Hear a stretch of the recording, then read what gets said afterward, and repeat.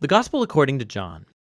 In the first video, we saw that John wrote this book to make the claim that Jesus is the Messiah, the Son of God, the human embodiment of God's word and glorious presence who has come to reveal who God truly is. Then we explored how John designed the first half of the book to demonstrate this claim.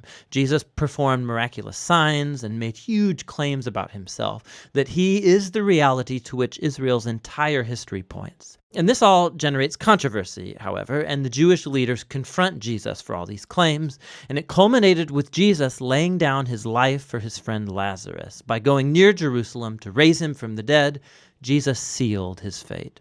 And so once the plot to murder Jesus is set in motion, we come into the book's second half. The first part focuses entirely on Jesus' final night and last words to the disciples, as he tries to prepare them for his coming death. Jesus performs this shocking act at dinner. He takes on the role of a common servant by kneeling down to wash their dirty feet, something that in their culture a superior rabbi would never do for his disciples. And Jesus says it's a symbol of his entire life purpose, to reveal the true nature of God as a being of self-giving love. And it's also a symbol of what Jesus is about to do in becoming a servant and giving up his life to die for the sins of the world. And so this act leads to his great command to his disciples that they are to follow him by loving one another as he has loved them. Acts of loving generosity are to be the hallmark of Jesus' followers. This is what will show the world who Jesus is, and therefore who God is. Now from here, Jesus goes into a long, flowing speech that's concluded with a prayer, and you'll find the whole thing is unified by a few repeated themes. Jesus keeps saying that he's going away, which makes the disciples sad, but Jesus says it's for the best because it means that he will send the Spirit, also known as the Advocate.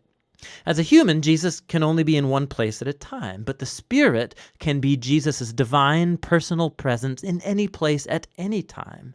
And the Spirit will do a number of things, Jesus says.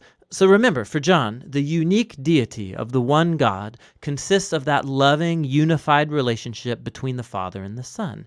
Jesus says the Spirit is that loving personal presence that will come to live in his people and draw them into the love between the Father and the Son.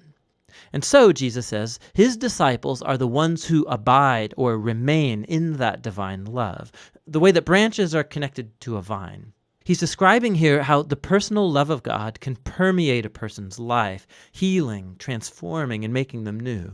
And there's more. The Spirit will also empower Jesus' followers to carry on his mission in the world, to first of all fulfill the great command to love others through radical acts of service. But also, Jesus says, the mission is to bear witness to the truth, to expose and name the selfish, sinful ways that we as humans treat each other, and to declare that in Jesus, God has saved the world through him because he loves it. He's opened up a new way to become human again. And so finally, Jesus predicts that there will be opposition. Just as the Jewish leaders rejected him, so his followers will be persecuted.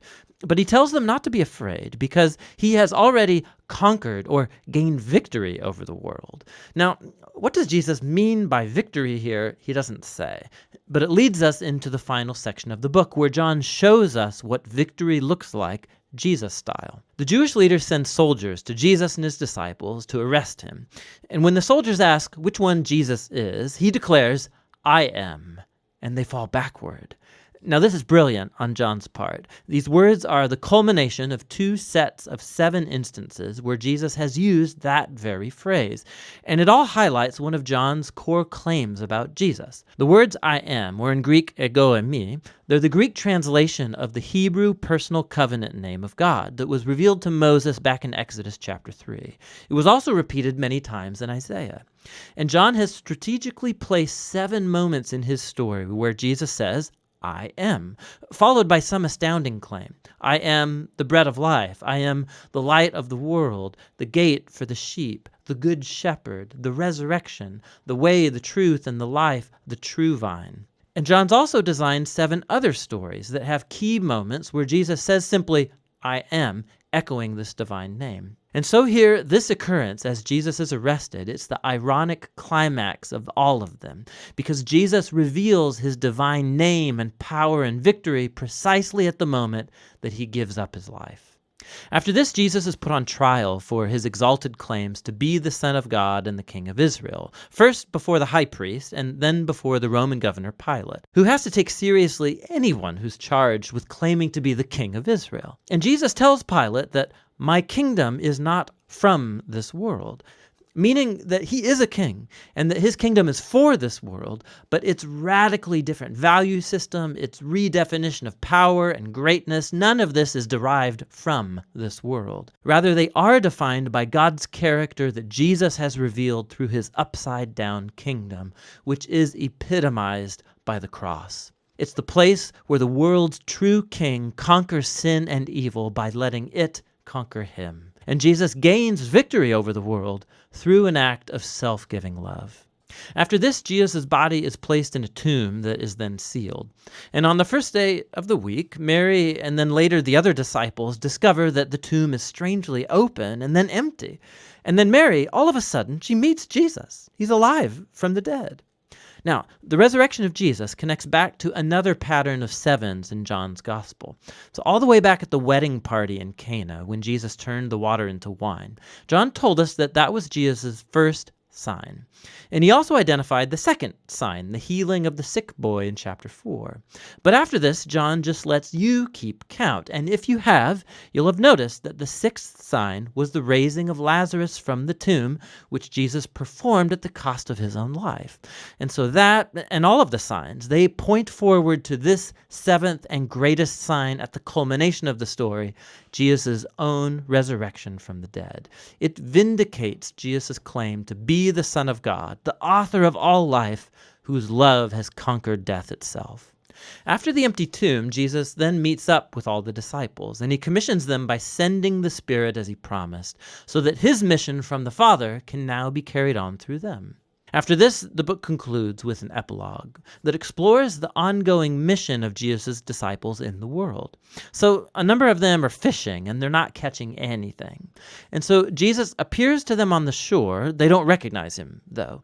And he tells them to cast their net on the other side of the boat. And when they obey him, they catch a huge amount of fish, and it's only then that they recognize him as Jesus. Now, John's offering here a picture of discipleship to Jesus. His followers will be most effective in the world when their focus is not on their work as such, but on simply listening for Jesus' voice and obeying him when he speaks. That's when they will truly see him at work in their lives. After this, Jesus talks with Peter and then commissions him as a unique leader in the Jesus movement, indicating that he too will give up his life one day.